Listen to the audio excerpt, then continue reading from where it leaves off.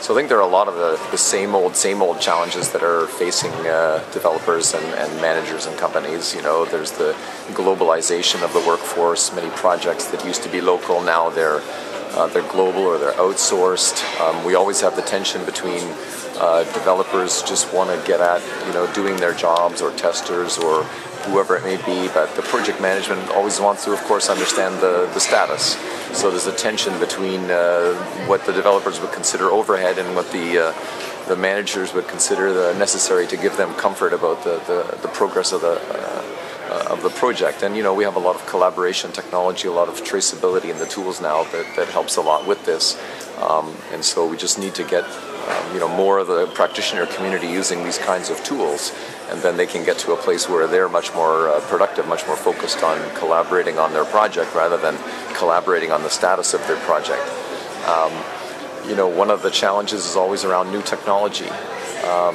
What new technologies should I learn? What ones are just going to be a passing fad in the night, and that any time I spend on them, maybe is wasted.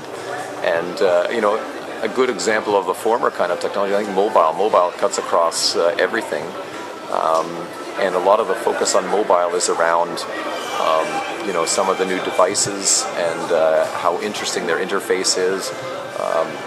Writing these kind of applications. So writing the mobile application itself, the part that runs on the device, is one challenge, and there are a bunch of new sort of technologies or newer technologies that one uses to do that.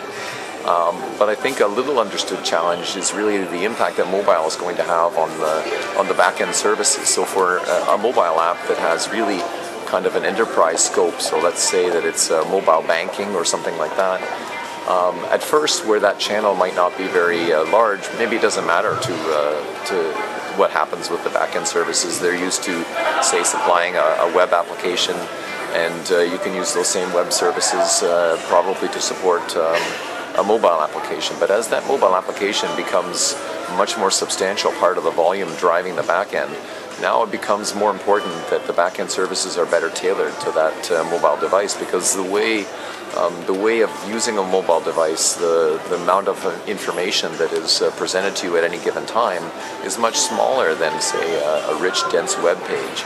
And so it can become very inefficient to try to use the same backend. So just in the same way that the advent of SOAs, services-oriented architecture, forced us to refactor the backend services to better match that more flexible, reliable use of those services, so I think mobile is going to have the same impact on the backend. And that's the first impact. The next impact is going to be these unique capabilities in the mobile device, like, say, location services.